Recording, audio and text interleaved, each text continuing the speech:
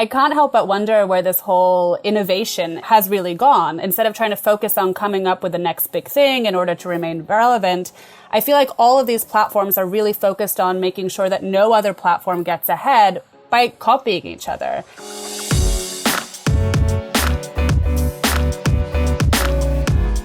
Hey gang, it's Thursday, July 15th. Jasmine and listeners, welcome to the Behind the Numbers Daily, the eMarketer podcast made possible by VTEX. I'm Marcus, and today I'm joined by one of our senior analysts covering global trends. It's Jasmine Emberg. Hey Marcus, hey everyone. Hello there, thank you so much for hanging out. Today's fact, microwaves were discovered by accident. More accurately, the discovery that microwaves could cook food was by accident. Microwave energy was initially developed for radar systems during World War II, and in the 1940s, engineer Percy Spencer was building a magnetron for some I haven't got a clue what that is. Maybe some people know. For some radar equipment, when he noticed that the chocolate bar in his pocket had started to melt. Inspired to conduct further tests, he directed microwaves at popcorn, which popped, eggs, which exploded. Interestingly, though, scientists don't agree on how exactly microwaves heat food, but they do agree they use much less energy than conventional ovens. Thank goodness for the microwave. I would have died a long time ago if these didn't exist. I have the culinary expertise of a 2-year-old. It's a bit terrifying, though, that people don't know, or scientists don't know, how they actually work. We just very certain it cooks food. Yeah, that's a good point. Maybe we should do some digging, scientists. Can we get that figured out? Stop looking into space, okay? And all that other stuff you do. No, maybe scientists also do a little bit of space. Enough of that. Focus on the microwaves, okay? No more research until then. All right, that's what we got. No, it's not what we've got time for. What am I doing? That's what we've got time for. It's not. We have to talk about something that's not related to microwaves. It's Facebook. Facebook's and social media's identity crisis.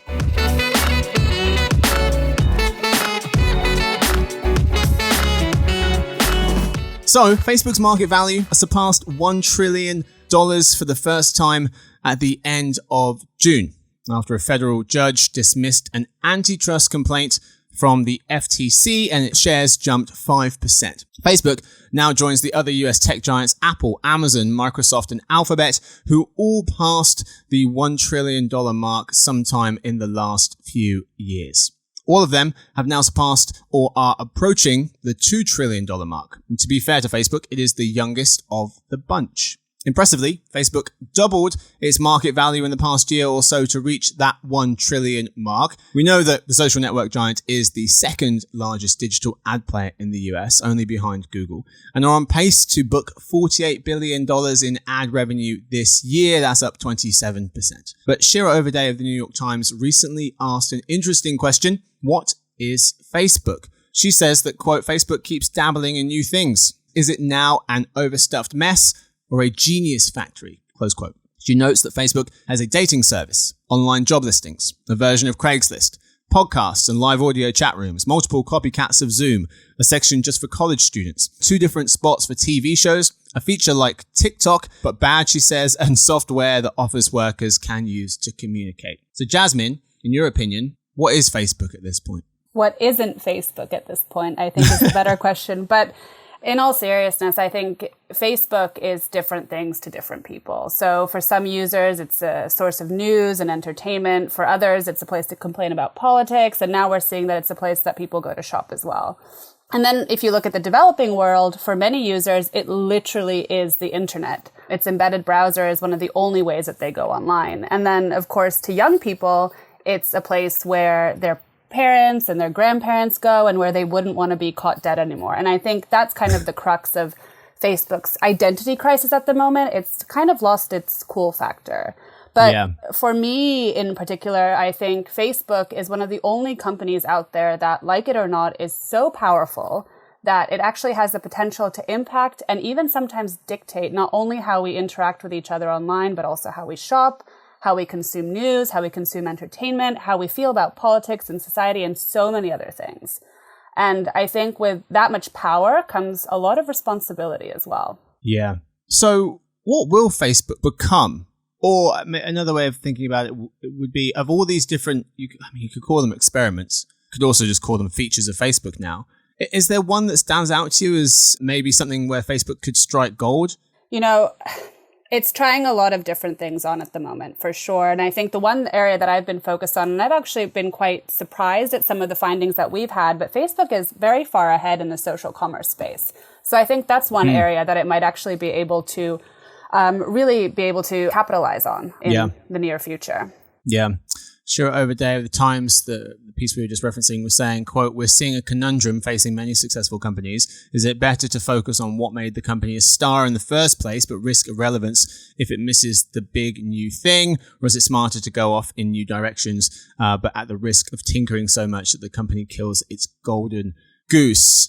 Jasmine, your recent social media update Q4 2020 report is hyper relevant for this conversation, because in it, you note that social media platforms ending the year of 2020 looking more alike than ever before, you say.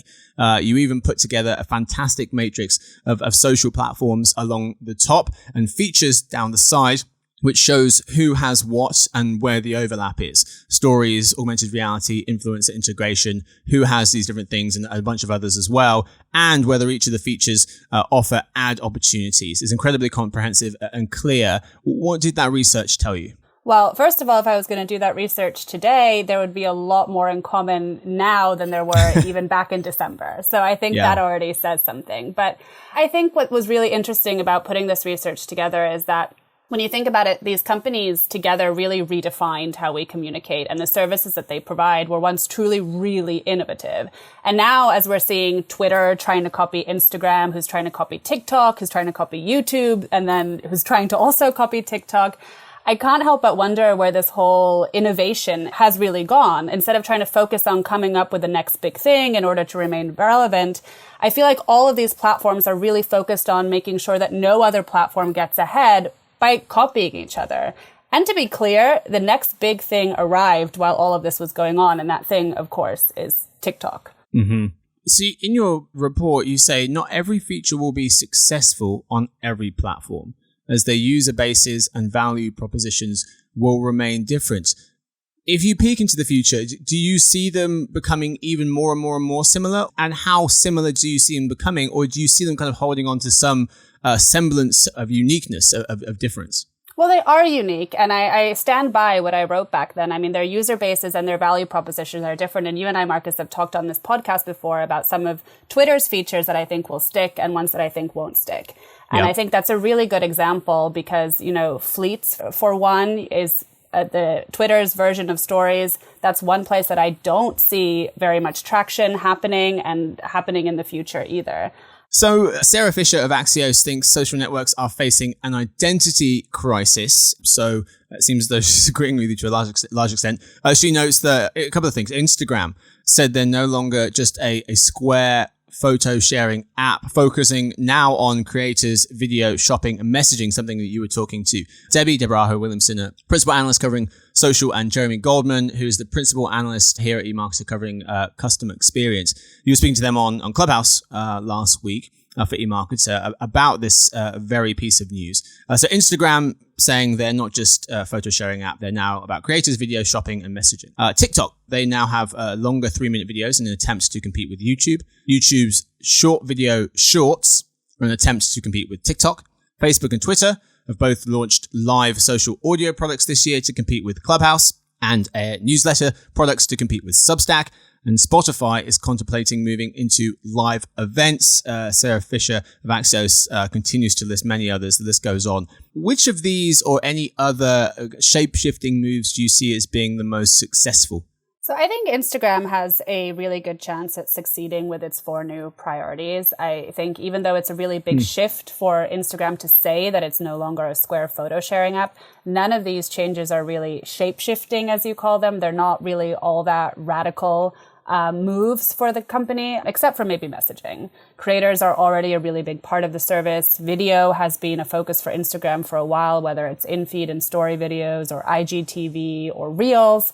Instagram has also been building out its shopping capabilities for several years. And all of these things are also interconnected. Just think about branded content tools, Instagram shops for creators, and live video shopping. Mm-hmm.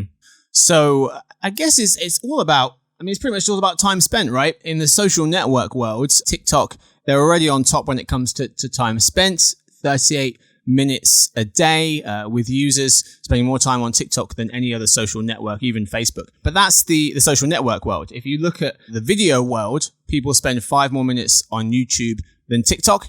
And Netflix people spend over 20 minutes more on the platform than they do on TikTok. So TikTok's not going after just the social network companies. It's also trying to encroach on some of those video companies as well. I guess it's the same way that Netflix CEO Reed Hastings said its biggest competitor was sleep. It's all about time spent on the platform. And that seems to be how a lot of these companies are thinking about their businesses. And also, I think Nina Getson, one of our analysts at Insider Intelligence, had pointed out that each of the company's short-form video features plays a unique role within that company's strategy. So she says lengthening TikTok videos could be a way to get users to stick around long enough to engage with their new mini apps, Jumps, whereas for YouTube, short videos are about appealing to creators. So even though these all look quite similar, there are a lot of other things at play. I guess similar to how digital video strategies for Disney, it's about selling things and pulling people into their parks. For Amazon, it's about bringing people into their Prime membership service. For Netflix, it's about making money. Nina recently wrote an interesting article titled Instagram Wants to be TikTok, which wants to be YouTube, which wants to be TV. So check that out on the Pro site. And Jasmine, your report with that matrix of which social media platforms offer which features is in her social media update Q4 2020 report. Something that we'll be updating, that matrix? The matrix won't be updated yet, but our Q2 2021 social media update is actually coming out next week. Terrific. All right, folks. Yeah, look out for that report, a social media update Q2 2021. That's it for the first half. Time now for the halftime report. Jasmine, what are your takeaways or takeaway from the first half? So my biggest takeaway from all of this is all of these social platforms begin to resemble each other. They're also starting to resemble TikTok. And I think that that's just a testament to how much TikTok has grown over the past year and how much staying power this whole concept of social entertainment really has. All right, that's all we've got time for the lead story. Time now for In Other News. First, a quick word from our sponsor, VTEX.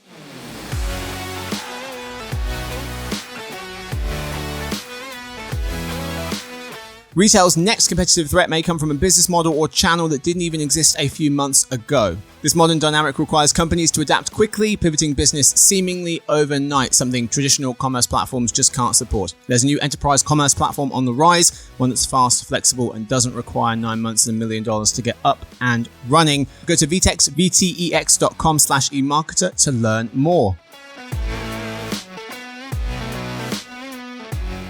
All right, folks, we are back today in other news. Nextdoor is going public. Twitter might be legally liable for user posts, and a few changes to what advertisers can and can't do on social media.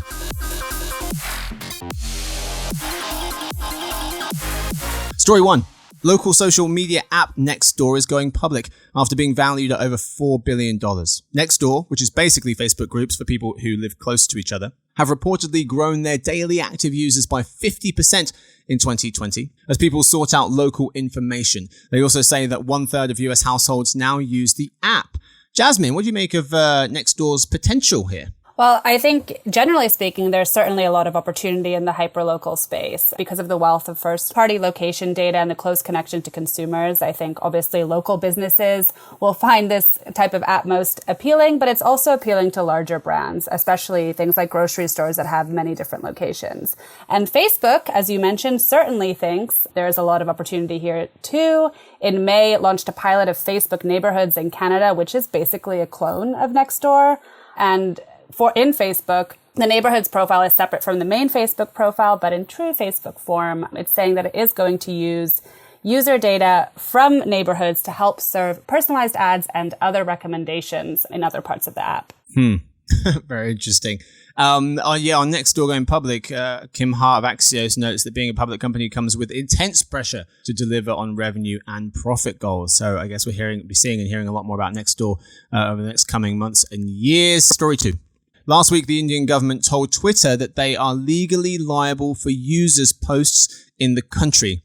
The ruling came after Twitter failed to comply with India's latest rulings, saying that all social media companies had to acknowledge takedown requests of misinformation, violent or unlawful content within 24 hours and take action within 15 days. Now, Twitter is saying that it will comply with those rules in order to hold on to its legal immunity. So, Jasmine, it seems like the Indian government said, we're taking it away from you, actually, if you're going to play by the rules, you can have it back.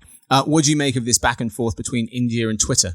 So I think the big theme here for me is this old question of how much responsibility do the social platforms have over the content that they host. And I think as their power in the political, societal, and economic landscapes grows, we're going to see more and more governments push for stronger controls over the companies. It's happening here in the US too. Just think back to the US presidential election, all those congressional hearings, and there's also an ongoing debate over Section 230. Yes, that's a really, really good example. So yeah, similar laws centering around that infamous Section 230. I just saw a recent April study that was published, I think, in the last day or two by Pew Research, showing that 56% of Americans think you shouldn't be allowed to sue social media companies for what users post. So just over half of Americans think you shouldn't be allowed to sue social media companies for what users post. India is Twitter's fourth largest market, 39 million users. India will become Twitter's third largest market next year, overtaking Brazil, and its second largest market. India will be Twitter's second largest market by 2024, when we expect it to overtake Japan.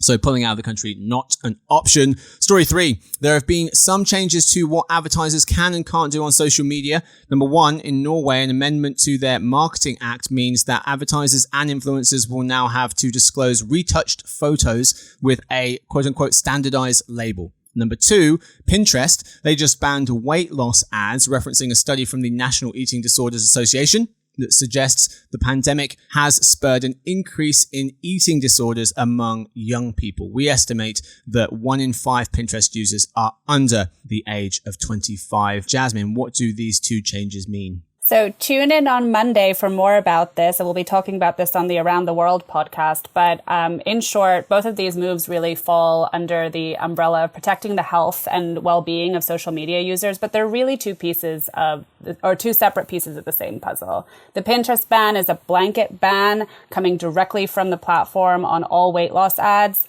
And that's probably going to be a little bit more easier to enforce, whereas the Norway law is tougher. There's a ton of gray area over what's considered retouched. And second, social media is global. It's nearly impossible to enforce a law like this when people in Norway are going to see content from people all around the world. Mm-hmm. As Nina notes, in the US, just 14% of influencer posts were compliant. 14 were compliant with the Federal Trade Commission FTC guidelines on disclosing ads. It's from February 2021 Influencer Marketing Hub.